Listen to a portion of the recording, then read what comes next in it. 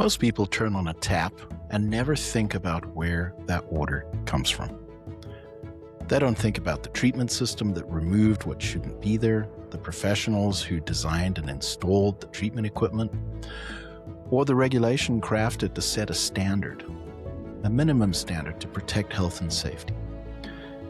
They certainly didn't think about the 2 billion people worldwide who turn on a tap and get something they can't safely drink, or the countless others who don't even have taps to turn on. That gap between what most people assume and what is actually true about water is why the Drinkable podcast exists. I'm Reyneke, Master Water Specialist and President of the Water Quality Association. I've spent 30 years working on water quality improvement across the United States, Africa, Asia, and the Middle East. I've seen what good water does for people and what bad water costs them. In every episode of Drinkable, we close that gap. We talk to the scientists, the engineers, the regulators, the dealers, and the people doing the real work of getting safe water to the people who need it. We do not fear, we do not hype, we just do water. This is Drinkable. Home service professional. That's a field of work getting talked about a lot, especially lately, but it's not fully appreciated or understood. Those plumbing, electrical, HVAC, and water quality improvement professionals running around all over the country, skilled trades, keeping the invisible systems of a home functional.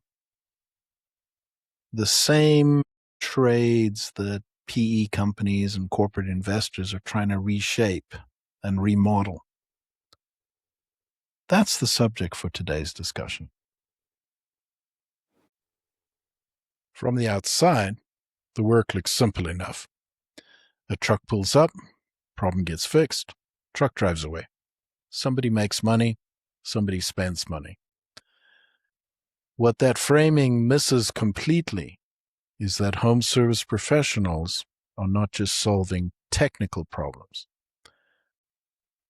They're solving technical problems inside somebody's home for someone who did not choose to need help on what's probably not a great day for them. That distinction is everything. Most technical and sales training skips right past this phenomenon.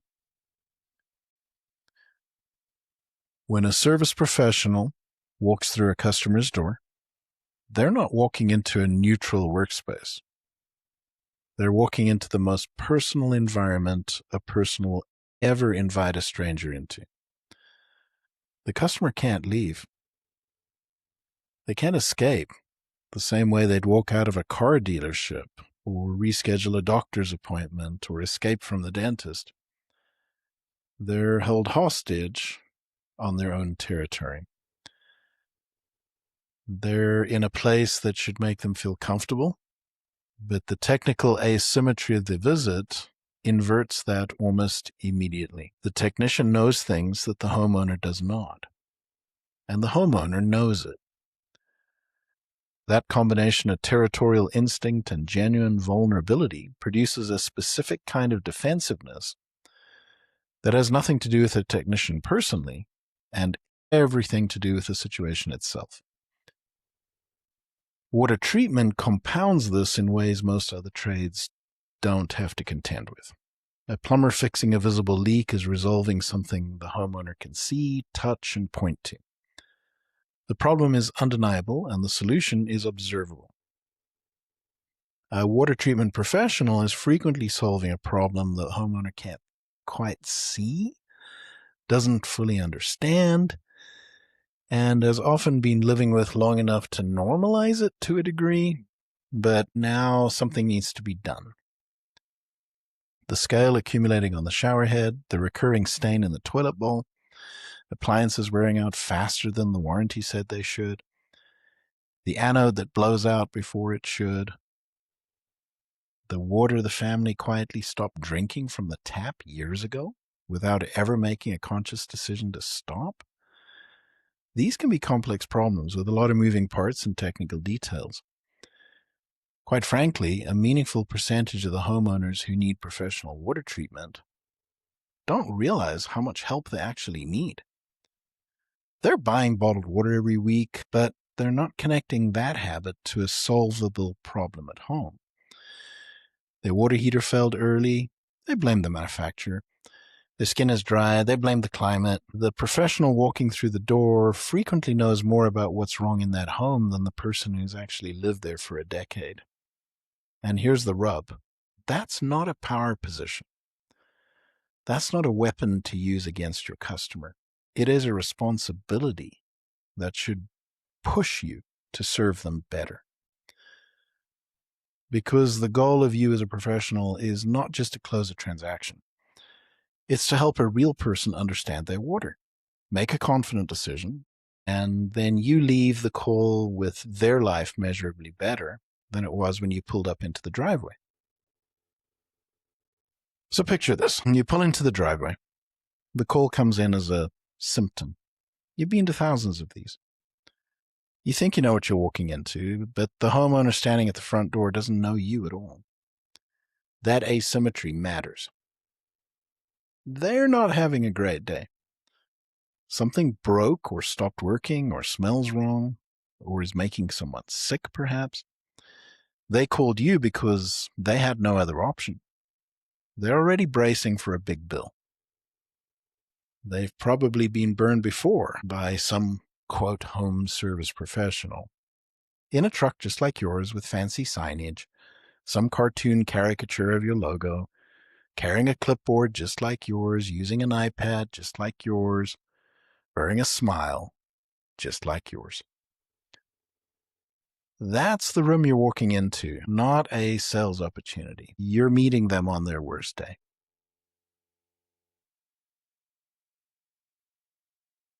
The customer who resists you is not rejecting you. They're just protecting themselves.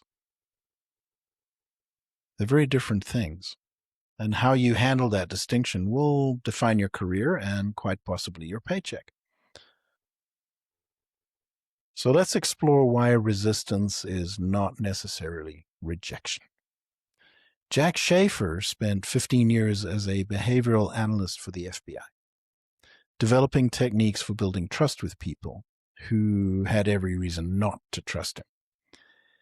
After retiring from the Bureau, he published a book called The Like Switch. It's good. You should read it.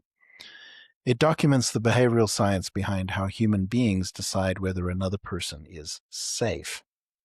It's not a sales manual, but the underlying psychology applies directly to your sales and service calls. When you walk into that home, your customer is running a subconscious threat evaluation. They're deciding whether you're there to help them or to take something from them. Schaefer very intelligently asserts that before trust can develop, one condition must be met first. The other person must not perceive you as a threat. When that condition fails, Schaefer calls it going shields up. Their threat response activates. Everything you do after that is processed through a filter of suspicion. Your technical expertise stops mattering. Your certifications stop mattering.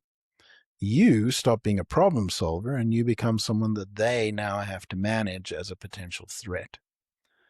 A threat to the sanctity of their home, a threat to their pocketbook, and a threat to their comfort. Schaefer identifies 3 nonverbal signals that the brain looks for to determine safety when dealing with somebody. A brief upward movement to the eyebrows. That signals recognition and openness. A slight head tilt. That communicates vulnerability rather than aggression. And a genuine smile that reaches the eyes. These aren't performance techniques or theatrics. They're simple signals that the brain produces naturally when you're genuinely focused on helping. When you're running some convoluted sales script, they're absent, and the customer's internal threat detection system registers that mismatch. When a homeowner crosses their arms, cuts your explanation short, or says they need to think about it before you've even finished telling them what you're doing or finishing providing an assessment of the situation, that is their threat response activating. It's not personal. It's neurological. If you take that personally, you're going to have a bad time. The average technician who does take it personally either goes quiet or they double down on the technical explanation. Silence reads as defeat. Lots of technical detail and fast talking with industry jargon, that reads as pressure. Neither one addresses that the homeowner is having a trust crisis. But they both confirm the homeowner's suspicion that you care more about the sales outcome than you actually care about them. So Schaefer suggests that you solve the feeling before you solve the problem, and I agree with him. His core principle for building rapport is if you want people to like you, make them feel good about themselves. In a service context, that translates directly to what we do. The homeowner who feels heard and respected is a fundamentally different person to work with than the homeowner who feels managed, upsold, or talked at. This is a very precise framing that we should think about. A technically superior diagnosis delivered to a defensive homeowner produces worse outcomes than a simpler explanation delivered to someone who actually trusts you. Trust isn't a courtesy. It's a prerequisite for any useful exchange of information. And one of the fundamental tools for building trust is an empathic statement. Not sympathy, which positions you above the problem looking down at it, but empathy, which communicates that you understand the experience from inside. Saying, that must be frustrating, is sympathy. Saying, hardware to scale is frustrating because you can see the damage and it's not always clear what you need to do to fix it. That's empathy. It tells the homeowner you've been there before, that their situation makes sense and that you can navigate it with them. Let them talk. Ask an open question about what they've been experiencing, and then listen. And you can't listen while you're talking, so be quiet. Don't complete their sentences. Don't start diagnosing while they're still describing. Open your mind and listen. Because clients don't buy water softeners or filtration or purification systems. They buy the benefits that those systems deliver. They're looking for relief from daily frustrations, security for their family, pride in a well-maintained home, and confidence that hidden risks are managed promptly and professionally. If you listen closely enough in the first 5 minutes, the customer will tell you exactly which matters most to them right now. And that is the conversation you need to be having. Often, by the time you open your test kit, the customer has already decided how they feel about you. If you have not secured that ground first, no certification, no equipment quality, and no pricing will fully close that gap. And that's important to remember. And it all revolves around the asymmetry of expertise. And that is a specific challenge in water treatment that doesn't exist as much in the same way for other home service professionals. Water problems are largely invisible. The chemistry is not intuitive, the solutions cost real money, and the equipment and equipment configurations operate in ways the homeowner cannot closely observe or easily verify, and sometimes find, quite frankly, difficult to understand. That combination creates a vulnerability gap, and the homeowner can feel it when they cannot name it. They don't know whether their water is genuinely problematic or whether you're manufacturing a problem to manufacture a sale. They have no quick and easy way to independently verify most of what you tell them. They are essentially dependent on your integrity. That asymmetry is not your sales advantage. It is your ethical obligation to perform. When you understand that their defensiveness is a rational response to a real vulnerability, your entire approach to the interaction must change. When you stop trying to overcome their objections, you'll start trying to reduce their discomfort. Because a client who hesitates is not your opponent. They're telling you something they just haven't yet said clearly. Might be price, might be trust, might be that they need to consult their spouse. None of those things are attacks. All of them are invitations to slow down and listen. Slow down. Stop selling. Start asking questions. When the client says, "That seems expensive," don't justify the number. Ask them what number they were expecting and listen to the full answer before you say another word. Because quite frankly, price itself is rarely the real objection. The real objection is almost always unresolved doubt about whether the problem's real, whether the solution is right, or whether you are the person they should trust to deliver it. This is where professional certification stops being a credential and starts being a powerful communications tool. When I explain to a homeowner that the Water Quality Association certification programs exist because chemistry is complex and because the consequences of bad advice are real, I'm not reciting a resume or some sales pitch. I'm addressing their fear directly. I'm telling them the reason you're nervous is legitimate. And the answer to that nervousness is working with people who've been tested against the documented standard. Certified products carry NSF ANSI certification marks because independent verification of the performance claims protects the consumer from what they can't test themselves. DQA certified professionals, people with designations like certified water treatment representative, certified installer, certified service tech, certified treatment designer, certified water specialist, and master water specialist, have demonstrated competence against a defined national standard. You're not just saying you're good, you're proving that you're good. A third party tests equipment, the equipment that you're going to use, and a third party has tested you. Both you and your equipment meet the standard. And that is the cornerstone of credibility in a place where the customer has no other reliable way to evaluate what they're being told at the time. Use that resource. Point your customers to WQA.org. Encourage them to look up certified dealers and certified products independently. That transparency itself is a signal that you have nothing to hide. So what does this look like in practice? You walk in the door. The homeowner's standing there with their arms crossed before you've even introduced yourself. Don't pretend not to notice.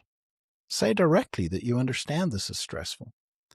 Having a stranger evaluate your home's water system while you're already dealing with a problem is not a comfortable situation.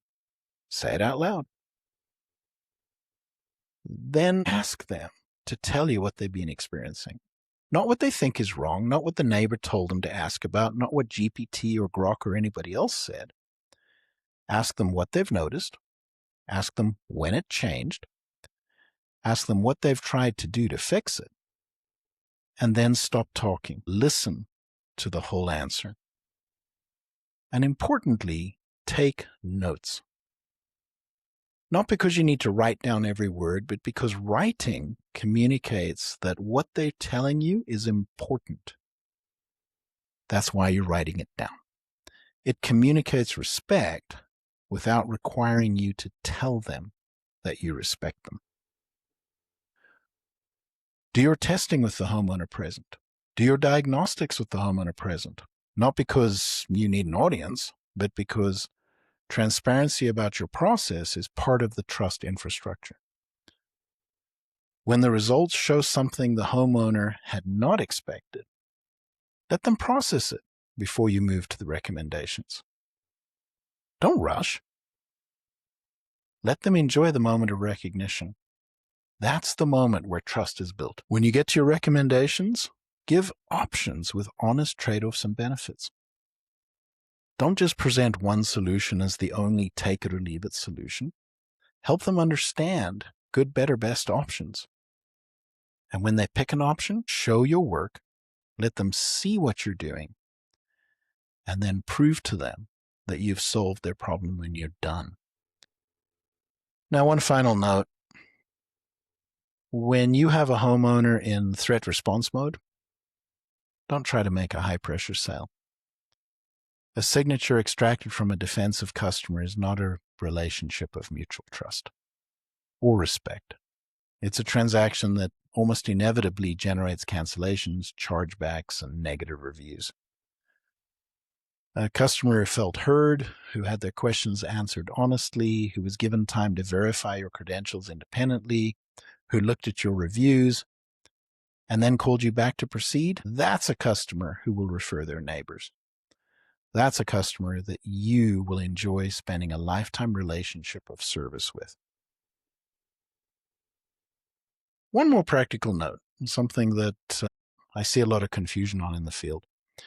When you arrive at your customer's home, keep the conversation about water. That's why you're there. You're not there to compliment the home, the decor, the pets, or some personal items on their shelf. Trophy on the wall, pictures. That's amateur stuff. You're a professional. You solve problems. You make people's lives better by improving their water quality. Behave like a professional.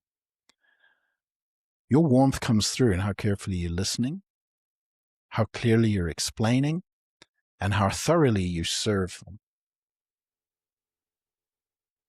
So remember, the big picture, the thing that underpins everything is when you show up on a service call, you can't manufacture a history of trust.